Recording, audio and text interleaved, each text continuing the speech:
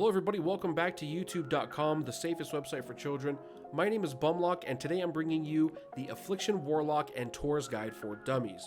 We're going to go over everything you need to know to get started in this raid, while also trying to maximize your damage so your raid team likes you and gives you gear.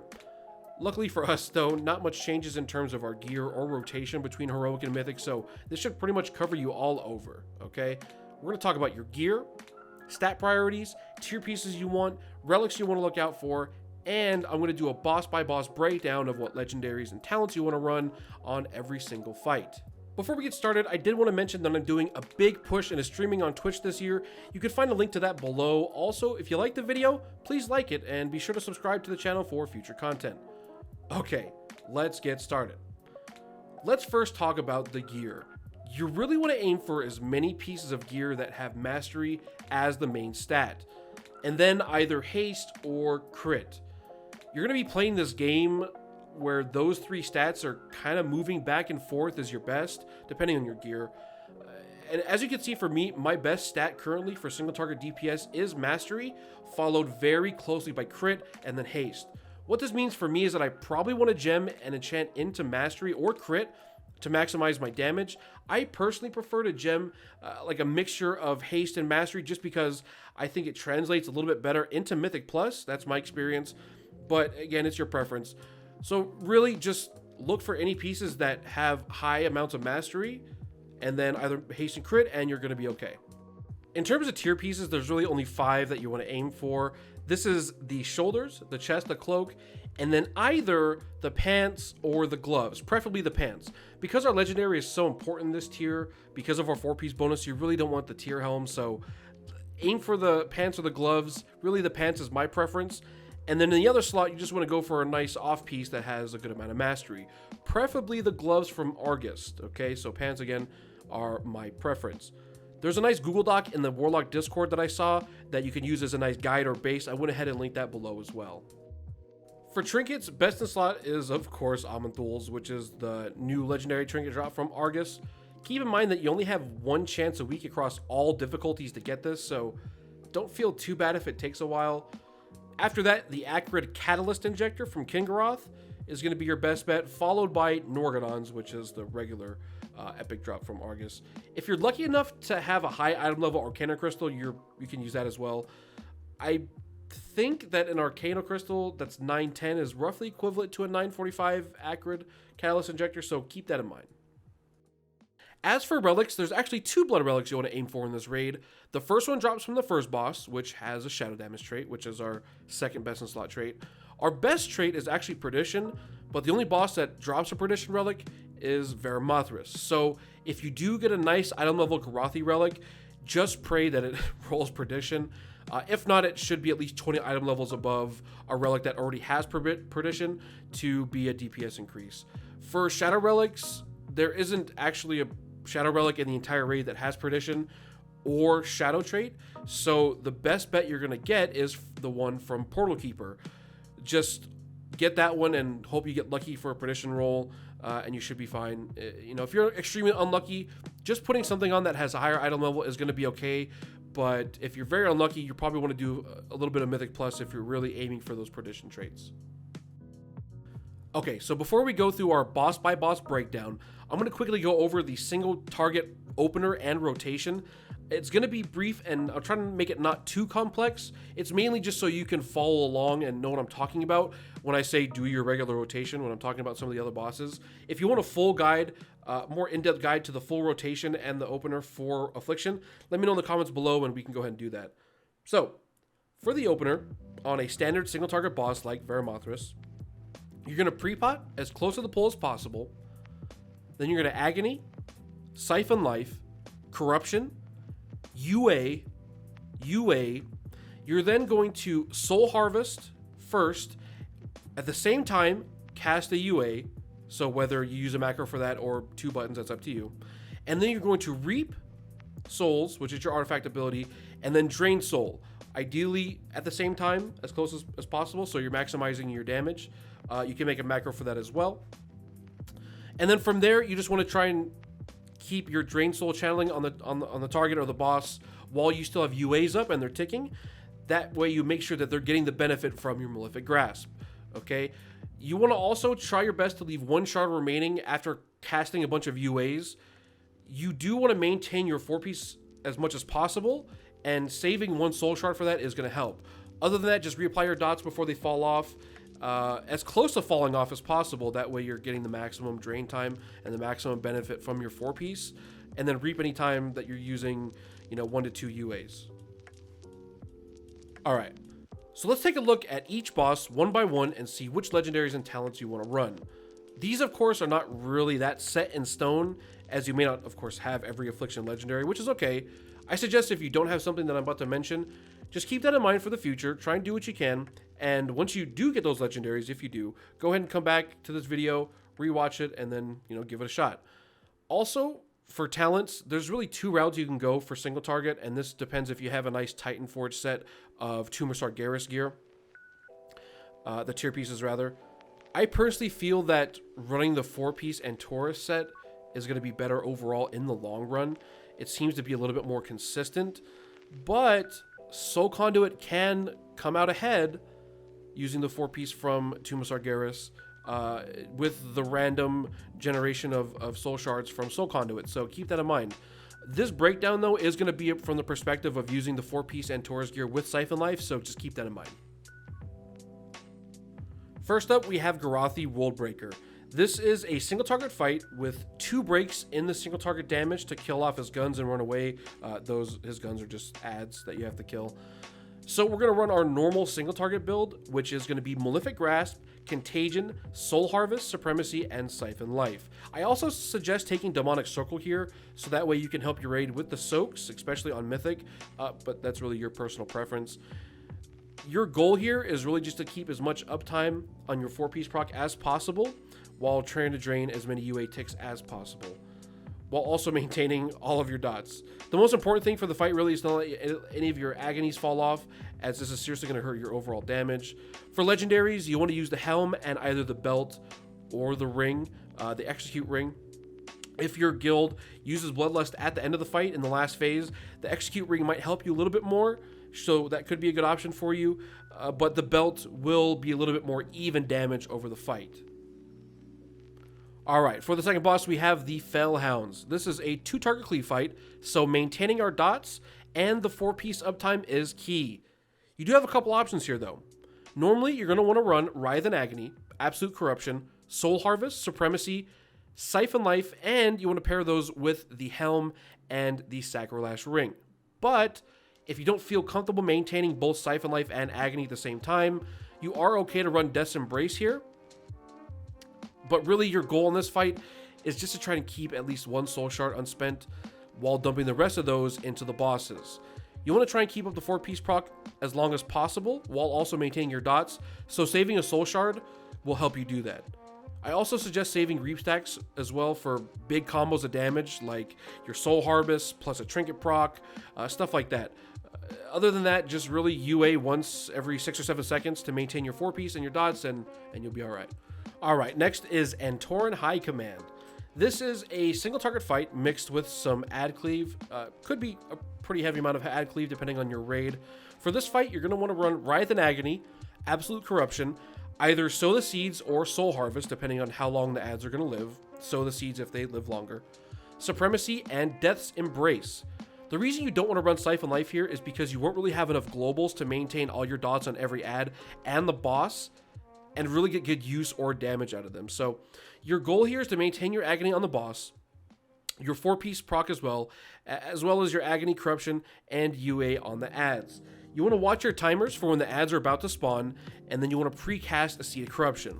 Re-Agony the boss, and then spread the Agony to the ads. From there, I UA the Pyromancer and just drain her down as quick as possible. That way when she dies, I get 2 soul shards back. From there, you want to UA the other ads and then dump the rest onto the boss. The key here, though, is just to make sure that you drain the ads before they're about to die so you get as many soul shards back as possible. You get 1 for having UA on them when they die, and then another for drain soul. Again, you can only have a maximum of 2 shards back, so just keep that in mind. Then once all the ads are dead and you have high stacks of Wrath of Consumption and a bunch of soul shards, go ahead and dump everything into the boss and then just rinse and repeat for every boss. And also, if you're on Mythic, you can try and do this for the bats as well. I usually just get an Agony and a Corruption on them and try and drain them if there's nothing else up. But that's up to you. As far as legendaries go, though, you want to run the Helm and the Sacrolash Ring. You can also make a case for Sephuz, but really only if you're quick enough to proc it off of the Pyromancer. Alright, moving on to Portal Keeper. This is actually a really fun fight for us, and probably my favorite fight of the entire raid. For this fight, you want to run Writhe and Agony, Contagion, Howl of Terror, Phantom Singularity, Supremacy, and then Death's Embrace. For legendaries, you want to run the Helm, and absolutely run Sephuz. Okay, and I'm going to explain why. This is mainly a single target fight with intermissions of ad cleave, and these ads die very quickly, so we want to use them to our advantage. They really die a little bit too quick for Seed of Corruption to be effective here, so Phantom Singularity is going to be a lot more useful. So, our goal for this fight is to try and drain as many ads as possible before they die to make sure that we have two things.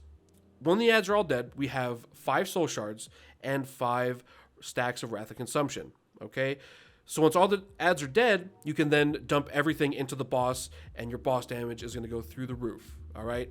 So, here's what we're going to do every time the ads are about to spawn. Right before they're about to spawn, you're going to refresh your dots on the boss. You want to cast a UA to proc your 4-piece to get a little bit extra damage. Then you want to Phantom Singularity onto the boss. Okay, hopefully your tanks keep the boss near the ads. Then you want to Agony the first couple ads. Then you want to either interrupt or use Howl of Terror to proc your Sephuz on the third ad, okay? From there, don't really worry about dotting the ads anymore. Just drain soul as many as you can to death. We want all the ads to die, rather, with, again, 5 shards and then 5 stacks Wrath of Consumption, okay? And then once all the ads are dead, you dump everything into the boss, and then from there, just rinse and repeat, and you're good to go. Eonar, the Meme Binder.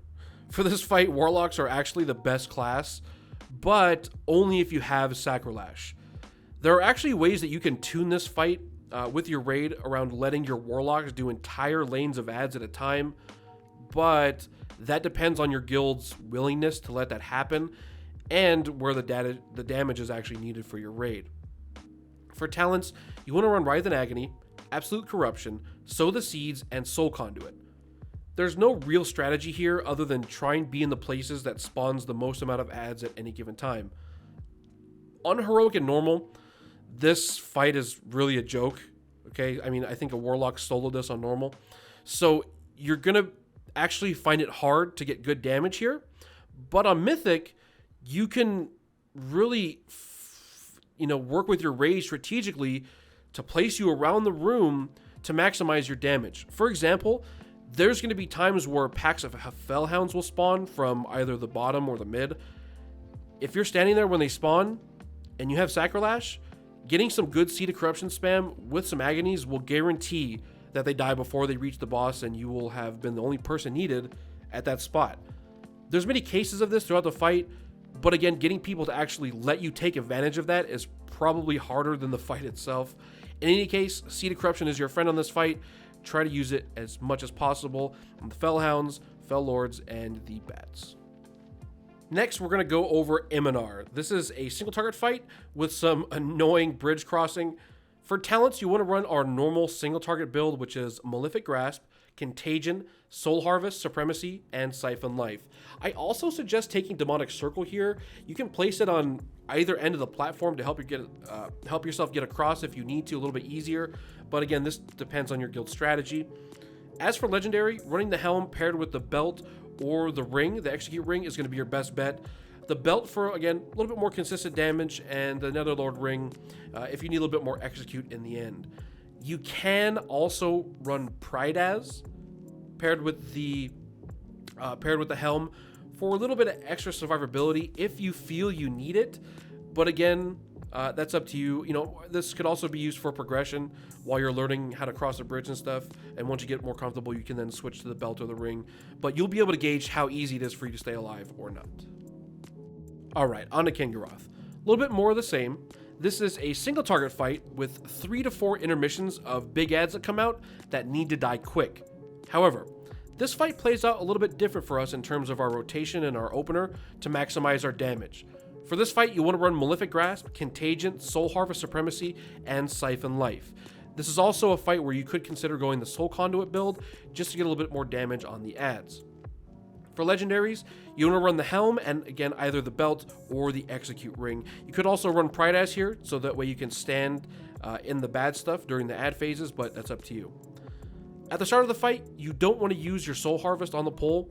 This is because it will not be available when the first ads come out, so save it for the first set of ads. You can use Reap Souls on the pole here, but I suggest only doing it once and then trying to drain as many times as possible to get those Reap stacks up. I do suggest pooling your resources for the first ad, and then it should even out over the fight. Once the ads come out, you want to safely make your way over to them, apply your dots, reap, soul harvest, and then dump all of your UAs into the ad, and then drain them all off.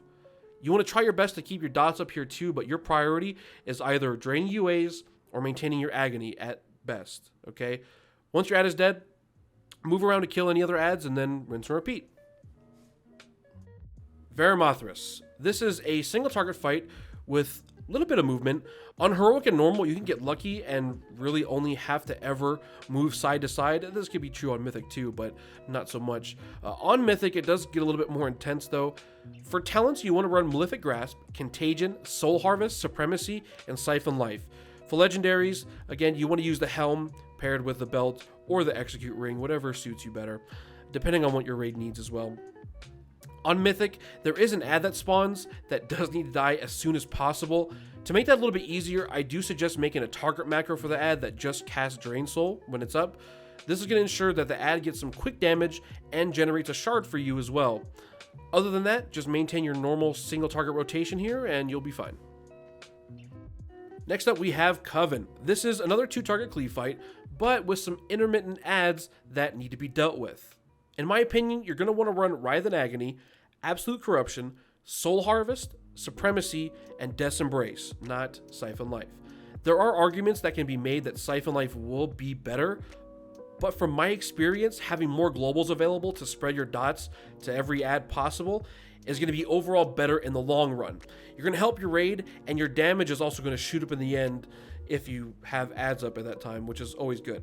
I suggest testing both in your environment just to see which works for you. For legendaries, you want to run the Helm plus Sacrolash for that increased corruption damage, which is really going to shine at the end. Now for Aggramar. On normal heroic, this is another great fight for running Sephuz, if your strategy of the fight is to CC the ads for as long as possible. If that is the case and you're assigned to that, you're going to get a Sephuz proc essentially every time you need to rebanish, so it lines up pretty well. For talents, I run Malefic Grasp, Contagion, Soul Harvest Supremacy, and Siphon Life. This is for normal and heroic. For Mythic, there are strats for Warlocks to run Writhe and Agony and Absolute Corruption with Sacrolash just to control the ads a little bit, but I haven't personally done it yet, so I can't really speak to it. If you have multiple Warlocks in your raid, and your role is not to do that, single target is just going to be fine for you. For your legendaries, you want to use the Helm, and again, the goal here is to maintain your banish if your strat calls for it, so Sephuz is going to be great. If that's not the strategy for you, then you're going to want to run the Execute Ring or the Belt. Alright, last but not least, Argus. For this fight, I normally just run single target, but a case can be made where you do use Writhe and Agony for the ad phase, at least on heroic. Otherwise, you want to run Malefic Grasp, Contagion, Soul Harvest Supremacy, and Siphon Life. For legendaries, the Helm and either the Execute Ring or the Belt is going to be your best bet. Phase 1, you want to make sure to aim for the crit and mastery buff while moving around the room. It's the lightning one. I sometimes like to save my cooldowns for when I get the first buff, but that's up to you. I've done both and they kind of come out equal. For phase 2, making sure that you're targeting the shadow ad is your biggest priority, okay? You'll be able to see that here, and I'll put a link to that below. Other than that, in the last phase, just make sure that you're dotting all the orbs just to maintain your single target rotation a little bit easier. It's going to give you a little bit more shards. What I normally do is I spread my Agony to every orb, and then I cast all of my UAs into Argus, spreading that 4-piece proc all around the room while generating a lot of shards. My guild is currently working on Aggramar on Mythic, so I don't really have any tips yet for Mythic Argus, but I'll be sure to make a full guide for that boss once we get that down. Alright, well, that's it. If you guys have any questions, please be sure to leave a comment below or come visit my stream at twitch.tv/bumlock_TV. I'd be more than happy to answer any questions you may have. Please be sure to subscribe too for the channel for more content in the future, and I'll see you guys next time.